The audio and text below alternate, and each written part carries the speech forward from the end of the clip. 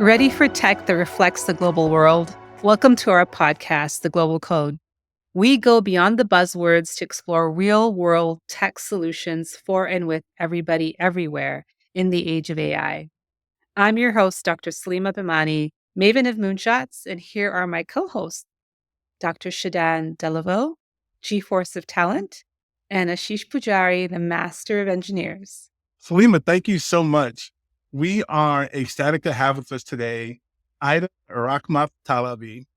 Aida earned her PhD from the University of Southern California, focusing on developing responsible algorithmic solutions for real-world challenges like public health interventions. Her research aimed to create algorithms that not only solve pressing issues, but also adhere to ethical standards. Now, a research scientist at Sony AI, she works to ensure AI technologies are developed and deployed ethically and in alignment with societal values. Her work specifically addresses challenges related to the careful evaluation of AI models and the understanding of various biases that these models may exhibit. Aida, thanks so much for joining us today. Welcome. Yeah, thank you so much. It's great to be here. Thank you for inviting me. You're welcome. Well, I feel like when you and I met, we met at a conference in LA that was about responsible AI. And, one of the things that I found so compelling about, the way that you were talking about it is that you're really grounding it in like, how do we really build the technology with the data that is sort of the bedrock of this technology in a way where we're not, infusing biases. We're making sure that the societal contexts that are going in are, reflect our values, like you said. So, but before we get into all of that, I think what would be really helpful for us is for our listeners, and we've been doing this with everybody that we've talked to so far in the responsible AI space, is just to talk about what your point of view on responsible AI is. Like, how do you define it? And is there an example that would help us understand what is a responsible AI versus a non-responsible AI? Yeah, of course. And I think maybe I can use the framing I used in that same conference when I talked about responsible AI, which was basically responsible AI is AI for humans with all the considerations that come with it. So if I want to design an AI system responsibly, I have to think what is best for the end user of the system. And also as the providers of the data, the training data of these models, what is, again, best for them? How can I ensure that their privacy is respected, that their data is safely stored, that no harm will at any point, basically, they will not be harmed at any point. So maybe to put it in some context, let's take maybe hiring as an example. So suppose you're a company, you want to develop an AI system to assist you with identifying the right candidates for a role. And the idea is that this AI system will sift through hundreds of or thousands of applications, CVs, interview notes, and then generate a summary and maybe a ranking of different individuals. And on the surface, it looks like a very good idea, right? It's a great way to save time on the employer's side and also really speeding up the process, which is also good for the candidates. But then there's an important challenge here.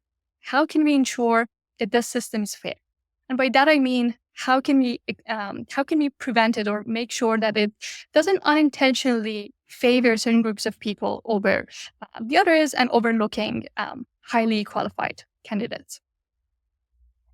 And bias and discrimination have long been present in the labor market. And why should we expect an AI system trained on the data from the same labor market to behave any differently?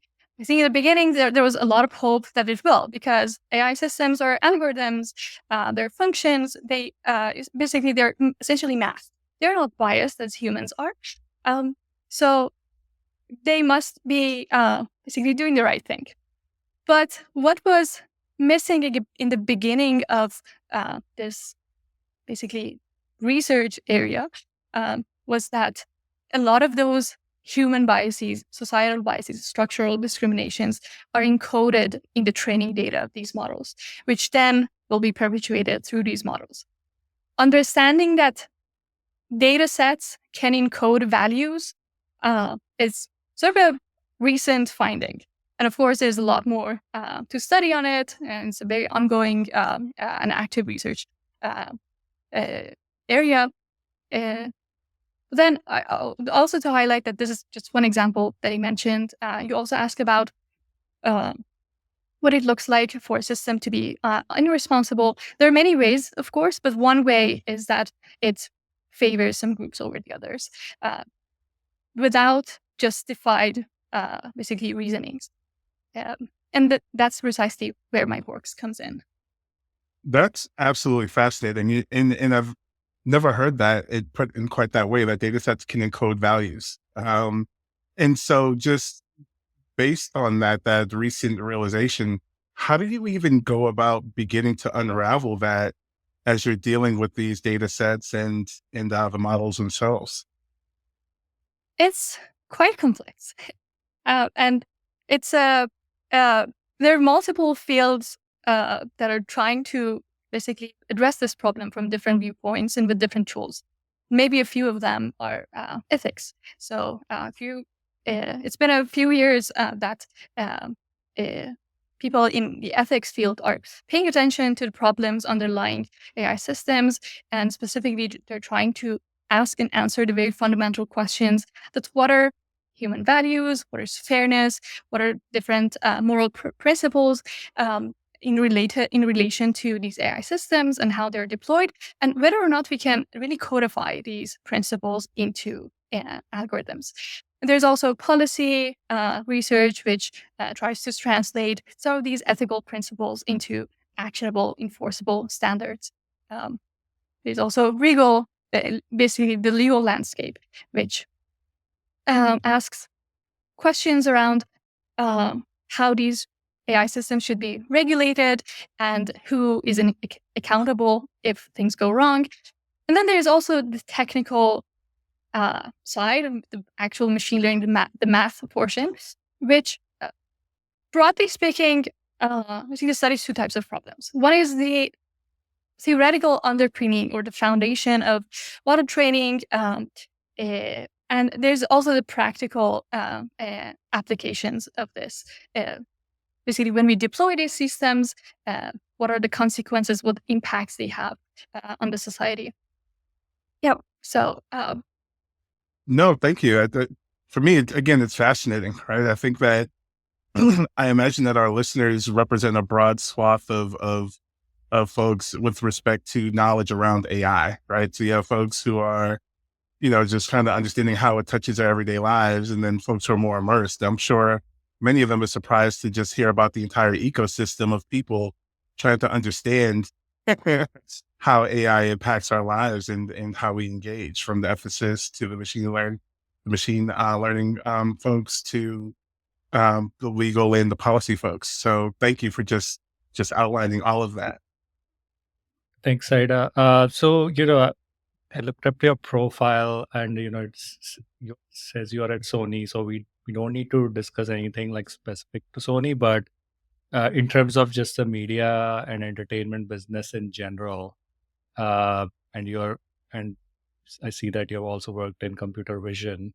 Where do you see like AI helping or not helping, or biased or unbiased in the industry as a whole? yeah, certainly. I think, especially with the new wave of foundational models in generative AI, there has been a lot of potential for the basically deployment of these models. And with that has come a lot of scrutiny and sensitivity around, again, the deployment of these models. And Sony, of course, I'm here representing myself, but as you can imagine, a company like Sony has a lot of collaborations with artists, with the entertainment industry, which also raises a lot of relevant and critical questions around the deployment of these models, beginning from basically how the training data is sourced. And are we respecting the copyright and the IP of the data that is fed into these models, because ultimately that's very important, right? It can heavily impact the livelihood of people who are in the same industry and providing their data, but then providing the data for a system that later on can hurt them back. Wow. Okay. Yeah. That's good to know. But in terms of like sourcing this data, uh, do you feel like it's more in focus now, or has it always been in focus? And not just from a financial perspective, but more from like a responsibility slash ethics perspective. Yeah. So actually, on the training side, and even on the evaluation side, and I make this distinction because there are some differences, right? So for training, oftentimes you need a much larger set of data, and then for evaluation, the result might be different. Um, there, both of these basically areas are very much underexplored, and they're not yet established standards in industry for how to go about collecting this data. Uh, Again, with the in recent years, you might see a lot of papers coming out with different foundation models from these big players. But what's often missing is a very transparent, basically a thorough description of how these models are trained, what the data is, where it came from. For most of what we know, they are web scrapes. But then, which part of the web was scraped for this? And web is basically many things. It's copyrighted data. It's sensitive personal information. So it's very basically vague at this point.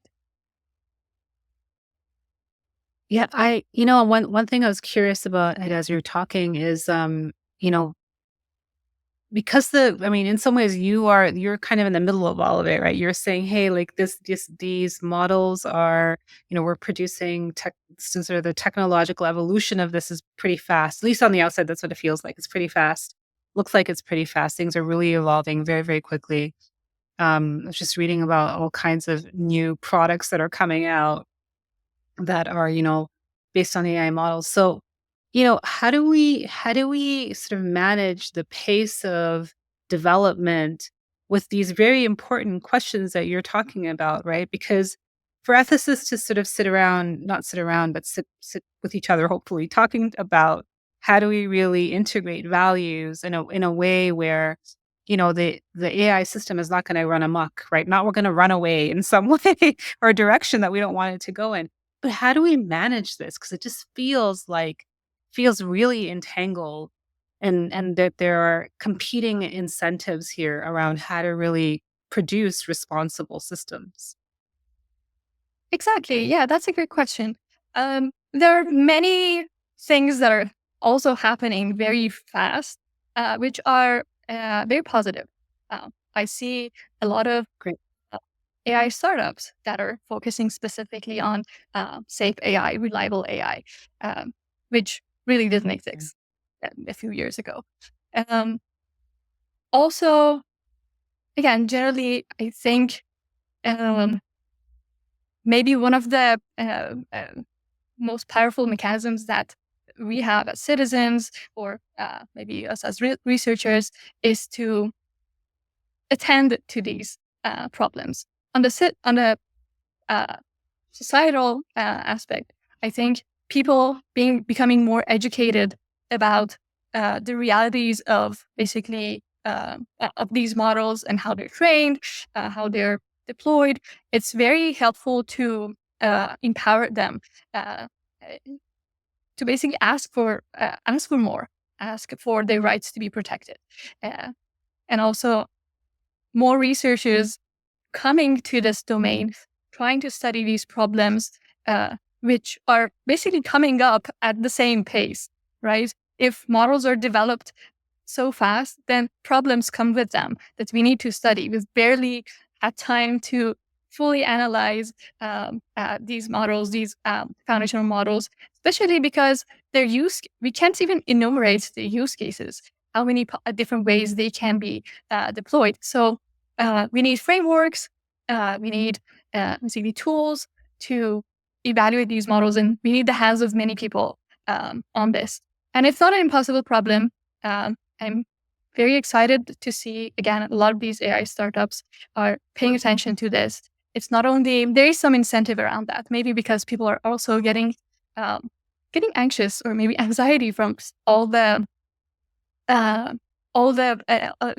speed in development of these AI systems and how unsure the future is. I'm curious about where you see that direction coming from. Just based on what you're saying that it sounds like, there's a need for more people in general, for the public just to get involved. I feel like one of the things that came up with one of our other guests was that, they're also working a lot out of Europe, and feel that a lot of the regulation and the policy decisions and things like that are originating there too. And just curious if you're seeing that as well, and how you're experiencing that in the field. Yeah, certainly.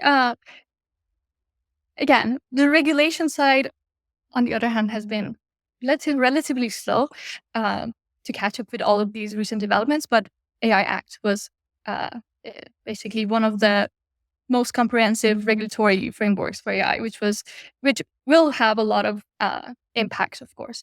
And even in my work, I come across, I face it. Basically, I come across problems that need to be answered through a legal lens. When we want to, as a company, when we want to develop systems or curate data sets, we have to respect the laws and regulations of different countries that we're going to deploy these systems. And it's very good to see these regulations coming up. But as I said, it's been relatively slow. And again, interpreting those regulations, because some of them are at recommendation or guideline level. So interpreting those and implementing those, it still has some challenges. I know in the US, for example, NIST has come up with AI risk mitigation frameworks, which again is talked about a lot about. Yeah, but one more thing to add to this is that there are also few players, right? We hear about few countries that are thinking about these problems. We hear China, we hear EU, we hear US, Japan, maybe. But then there are also many other countries that these AI systems are being deployed in, being developed based on their data, which are further behind in the process. Ida, can you just because I feel like, you have so much you're giving us so much information that is so valuable, but I can also imagine listeners saying, what does she actually do on a day-to-day? Like, what does it look like? You know? So what is the day in the life of Ida as a ethicist and someone who does responsible AI? Like, what's an example, like a concrete example of the way that you try to, are you intervening on a system? Like, how does this work? Yeah, of course. For us non-expert lay people. Yeah, so I guess to very broadly speaking, in my work, I try to examine data collection practices and focusing on how the data is sourced, the implicit or explicit values it reflects, and where it can fall short of those responsible standards. And that is, again, coming up with specific tools to evaluate these models, because there are a lot of complexities. How can we ensure that we have covered different dimensions of bias? We have, for example, we may be concerned about gender bias, racial bias. This is not limited to these discrete few angles. There are many more, and actually there's a continuous spectrum of biases that one could study.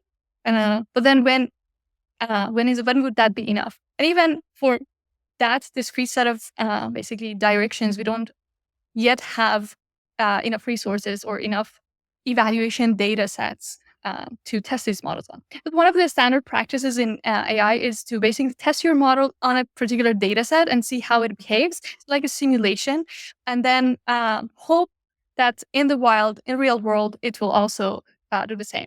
But that's, of course, not true. Oftentimes, the world changes. So your AI system will not adapt unless you retrain it. So questions around these things. So. Can I ask you one more? So one more thing I had in my mind as you were talking is what's the role of explainability or explainable data, like explainable AI? Like, where is that coming in? Like, is that having any inroads? And maybe if you can share with people what that actually means. Mhm. Certainly. So responsible AI is a very broad term. You may also hear trustworthy AI or AI ethics. I think maybe for the most part, they point to the same set of problems and solution approaches. Within this space, we have fairness and bias, which focuses on how these models behave differently or could discriminate in their decisions. We have also transparency or explainability, interpretability, which tries to understand the decision-making process of these models, uh, either globally or on particular instances. So, for example, you can have um, a facial recognition system, and you test it on uh, a facial image of a darker skinned person, and you realize that it's not performing well. You want to know why. There are, again, many tools and methods to go about answering this question. One of them is to try to, again, understand the inner workings of your model in some way or visualize how it is behaving, which is on its own even outside of AI ethics and responsible AI, I think has a lot of intrinsic value, just understanding what these models are learning and how. Yeah. Thanks for that insight. I have a background in cybersecurity. So in cybersecurity, I think what has happened, and which is kind of what I'm hearing you say, is uh, for the sake of innovation, right? Um, like cybersecurity, fortunately or unfortunately, in some cases has become, what's the regulation? Let's just follow the regulation, Yeah. like as much as possible, so that we don't get in trouble with the law or the government, right? Do you see kind of that direction for AI? Because everybody feels like, okay, if we slow down, we are just going to fall behind, so let's just do the base minimum possible and like move ahead. It's hard to say basically what the trajectory will be. I can talk about the current state of affairs, which I think for the most part is what you described, to satisfy bare minimums of laws and regulations. And you can see it basically based on the many lawsuits that these companies are constantly being bombarded by. That even that is not satisfying. Of course, part of it is due to the lot of uncertainty in the legal landscape and what regulations should we follow, because they're not specifically designed regulations for AI systems. I think what companies often do, they draw from data privacy regulations, but that has been developed in a different field, and I'm of course not a legal expert, but to the extent I know, the considerations in data privacy is different, and it's also a very narrow slice of the issues that these AI systems can perpetuate. So. And it is true also that the competition is creating an incentive for these companies to act fast. In the future, my hope is that, or maybe one way that it could unfold is that there will be some companies that do the bare minimum, but there will be companies that try to do more, and then it creates a market, hopefully, for people to choose what type of systems they want to use. For example, like in um, let's say in healthcare industry or in uh, in maybe cosmetics, for example. People may steer towards more cruelty-free, ethically created products, and it could maybe be the same in the AI. So do you see something like, as you say, cruelty-free trademark? Do you see that kind of trademark or attestation or some sort of certification for your AI product in the future?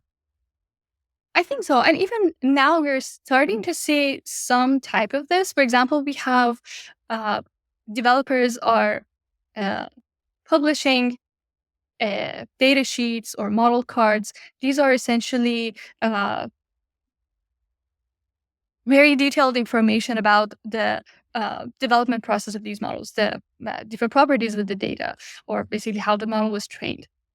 And as a user, as a company that I'm going to basically use these systems, I would most likely prefer the one that is more transparent and more clear about what's happening behind the scenes, because I will be liable at the end. And it's the reputation of the companies that is at risk. But again, it all depends on placing the right accountability and the right people to make sure that this happens. You created this incentive and structure. It doesn't currently exist. Maybe there's some social pressure, of course, the reputation that's driving some of this. But I would like to see more. I'm curious about what drew you to this space, Ida. If you don't mind just sharing with our listeners just a little bit of your path and your journey here. Sure, yeah. I actually, I have had I haven't had a straight, basically path to this. I did my undergrad in mechanical engineering. I was really in love with physics. Then I did robotics.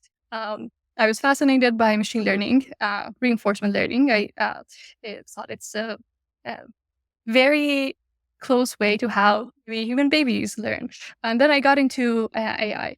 And during my PhD, I got to work on some of these problems. And basically, I got exposed to these problems, and I really enjoyed working on them.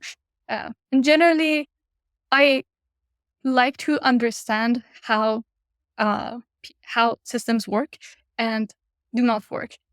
Really trying identifying failure modes of systems, and clearly this is one critical example of that. Understanding AI systems and the human aspect or societal aspect of it makes it even more interesting and gives it more basically context, which I again enjoy.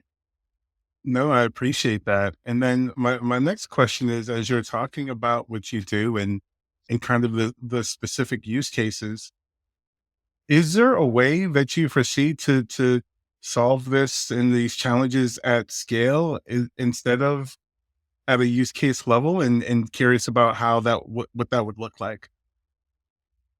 We are certainly trying to understand the problem space better first to see if that's feasible. Of course, having one solution is ideal, right? But I've come to realize that in this domain, there's no one size fits all solution, because you can't really train a model that works best always everywhere for every person. Um, and there should be constant development monitoring. We will uncover new harms as time goes by. We have to be ready. There's no time that we can sit back and say we've done it all. Maybe there will be in 100 years. I don't know.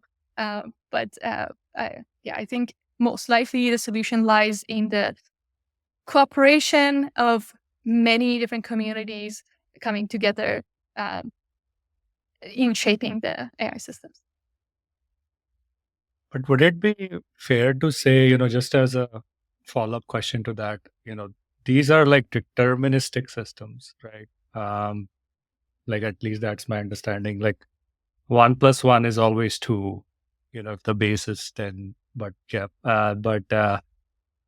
would wouldn't it be fair to say, okay, if we have a representative data set, then shouldn't the output be deterministic enough for us to make a fair judgment as to whether the model is good or not? Yeah, that's a great question. So, one counter argument that these systems are not always deterministic. Just take generative AI as an example. Each time you prompt it, you may get a slightly different response. But I guess the challenge is not necessarily in the uncertainty in the response.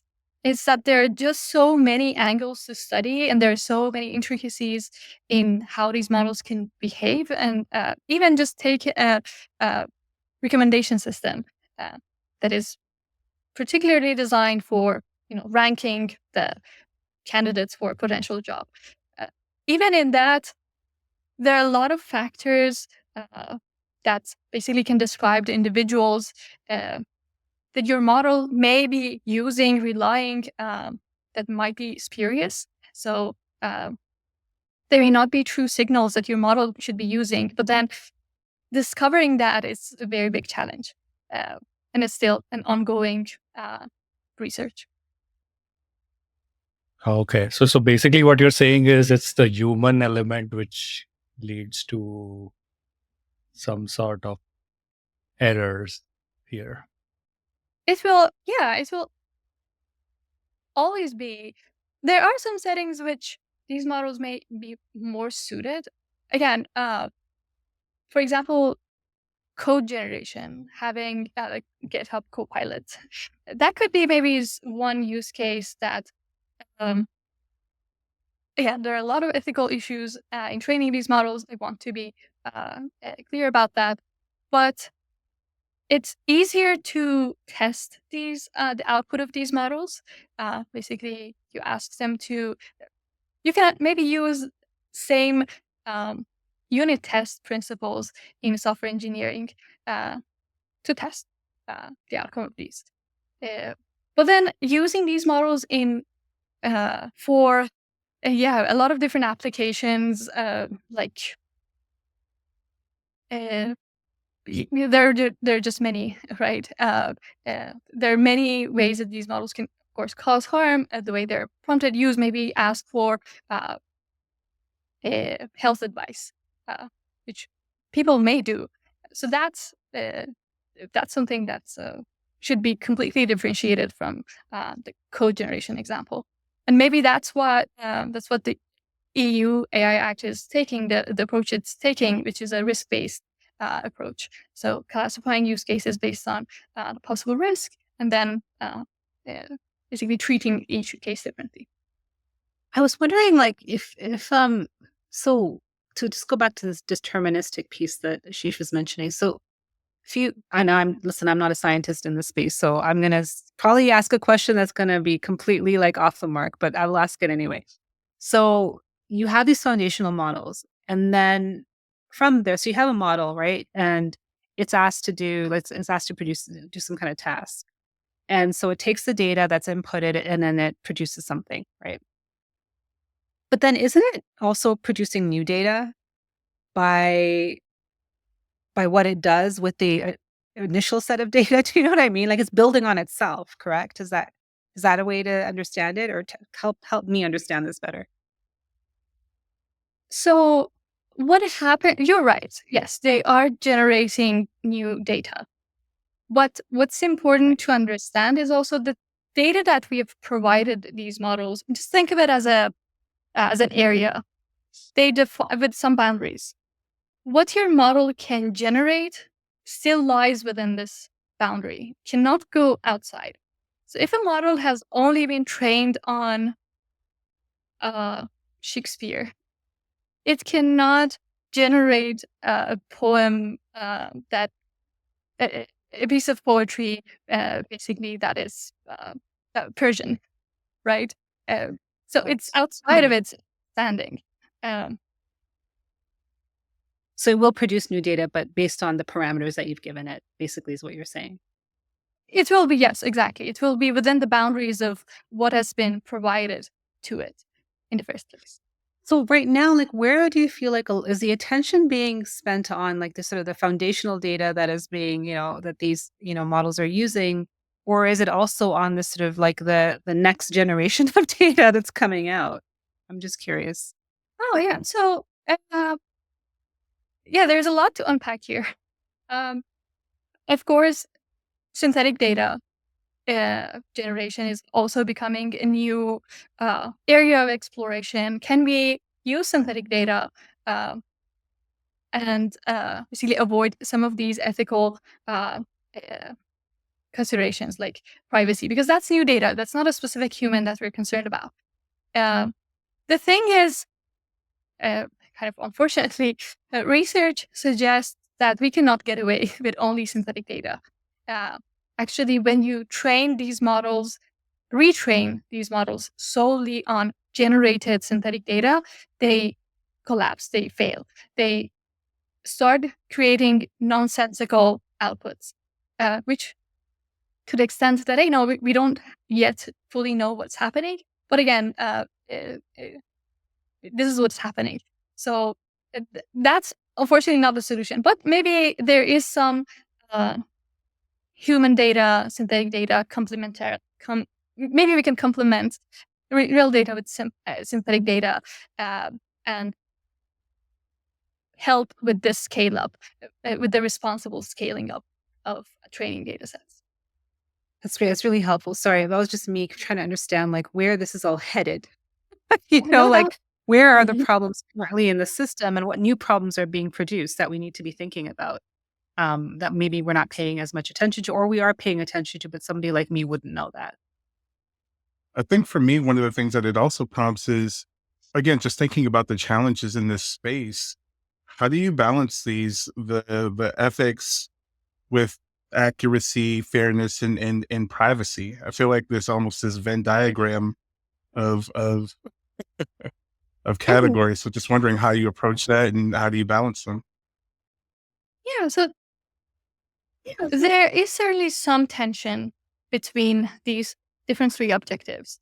Uh, but there's also some interesting results that point to the fact that when you try to train your models in a fair, unbiased way, you might also get an increase in accuracy. So that's not always, in complete directions.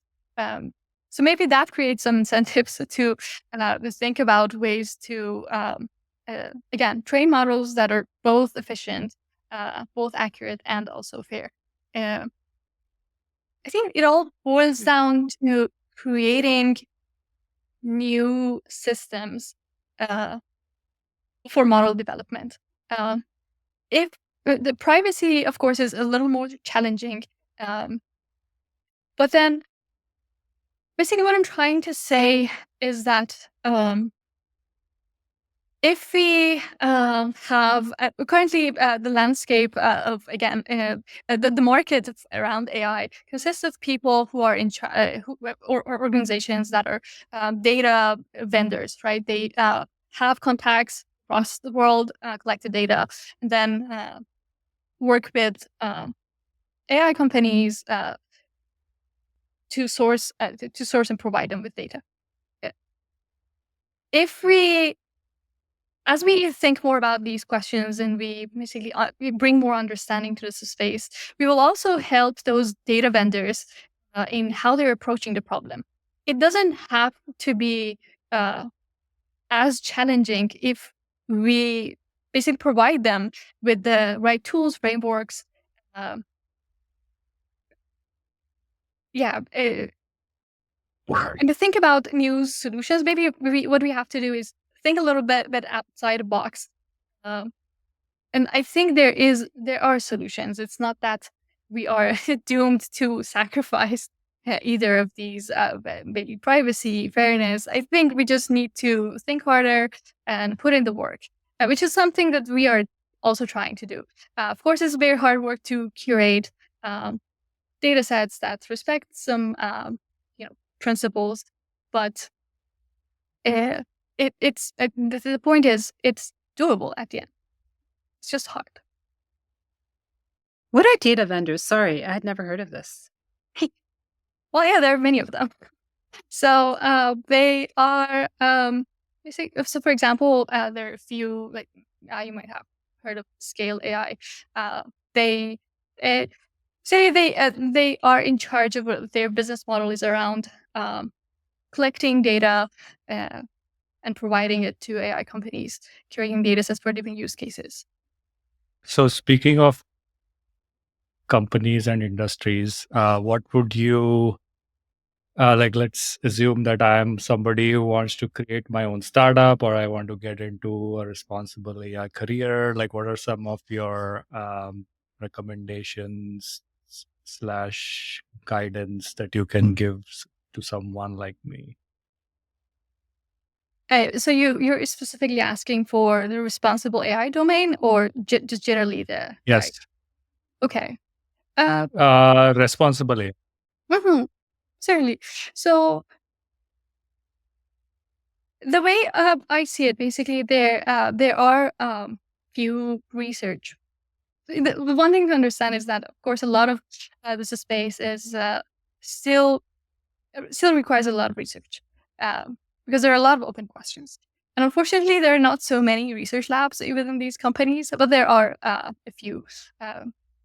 Again, at Sony, I'm part of the AI ethics team. So that's one of the few examples where there is a dedicated team to these set of problems.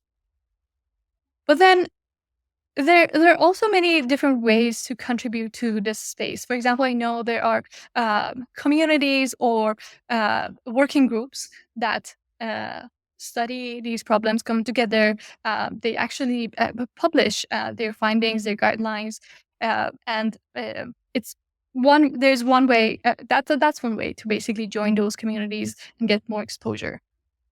Oh, can you name some of these communities? So I think ML Commons, for example, is one of them. Um, but then, yeah, so that's the one that comes to my mind right now. Okay, thanks. I realized that we're coming up on time, so just definitely wanted to see if there was anything top of mind for you, Ida, anything that you're excited about, any challenges that you feel are posed, anything that listeners and viewers should be paying attention to. I think maybe the biggest takeaway from this conversation that I hope the listeners will have is that there is a lot that needs to be done and is currently being done. So I hope that creates basically an incentive or encourages them, encouragement for them to pay more attention to these problems and also educate themselves more and more about these AI systems, be aware of the systems that they're interacting with on a daily basis, what data they're sharing with them, and ask for accountability and have that attitude of basically wanting a response from these developers or companies, and not being, as opposed to being a passive. I love what you're saying because I feel like what it's reminding us of, and I think we've had some conversations with other folks who've kind of leaned in this direction as well, is that I think sometimes the public in general can feel like technology is happening to them, as opposed to feeling like they have a hand in the technology. And I think what you're saying is that don't settle with it's happening to you. That's what I'm hearing you say.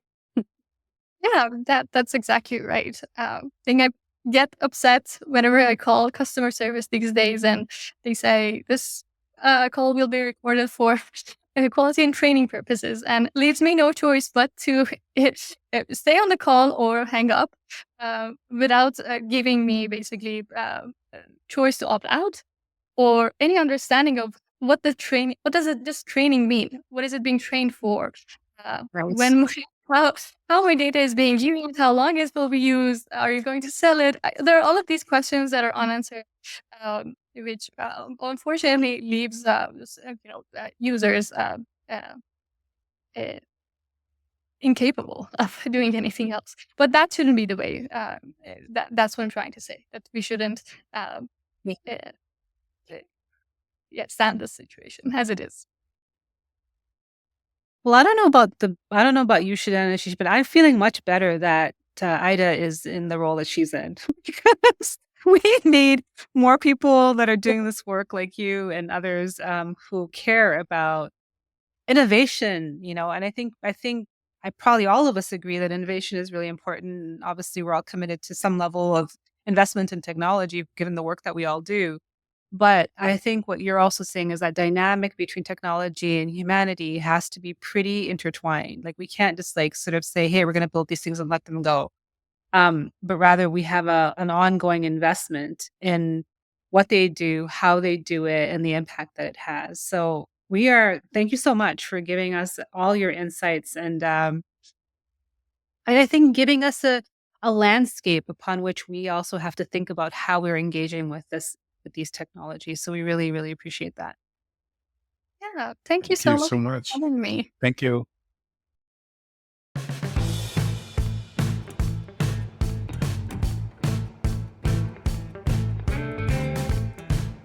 Okay, so here we are at a jam session. Let's jam.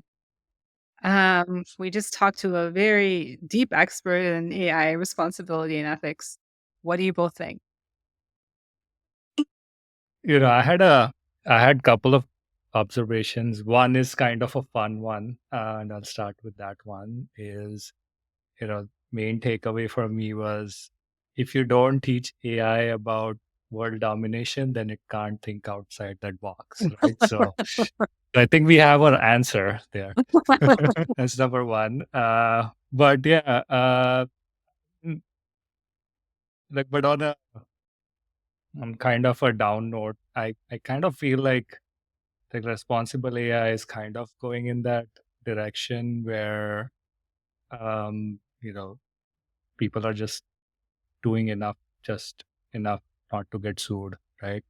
But but on the bright side, there is an incentive to be better because if as Ida mentioned, if you have better fairness, there is a good chance that your accuracy will be better too, right? So that is what is different, I would say, where you're actually being rewarded for doing the right thing. So I'm optimistic that it's not all doom and gloom. I yeah, I'll say for me, I came away more optimistic than not. I felt that her perspective was really almost a call to action to everyone to say, hey, don't just be passive users or try to ignore what's going on, but be informed about this so that you can weigh in and vote with your feet, vote with your dollars about what you're going to support. I think that example of the makeup companies and that certification of, hey, no animal testing or no animal cruelty free, et cetera, and that really being a point of differentiation for those types of companies, and the possibility of something like that existing in this AI space as well was really interesting and not anything that I'd heard before. And so again, to me, it really just seemed like an opportunity for everyone to become more aware so that they can actually weigh in on the systems and what's being offered and what's actually being used. How about you, Salima? What do you think? Mhm. Yeah, I think that's a really good point, Shidan. I was thinking about how, like, when you have labeling these days, you also have labels that say something like, you know, um, you know, no toxins, no this, no that. And then you look at the label and you're like, but wait a second, where's that one thing coming from? You know? So I think the thing that I walked away from too is that this is a very messy space right now. That's what I kind of took away. It was like there's a lot of excitement. I'm super excited about it. Um, about both the potential of the technology, also like the kinds of people like Ida and others who are trying to make sure that we're doing this really, really well, and it's in service of humanity and not to our destruction or detriment. But I think that um, the messiness worries me, in all honesty, a little bit. Like, if I'm going to be completely honest, right? It does. I do kind of take a little step back and say, okay, if there aren't that many research labs, as she said, right? Who's doing like? How is this research getting to the right actors, right? If we're not doing enough research, if we're not investing in the research, or if there isn't really good, deep, productive collaboration across industry, academia. I read a stat that said something like, large language model, like I think only like 19% of large language models or something like that are coming out of academic institutions.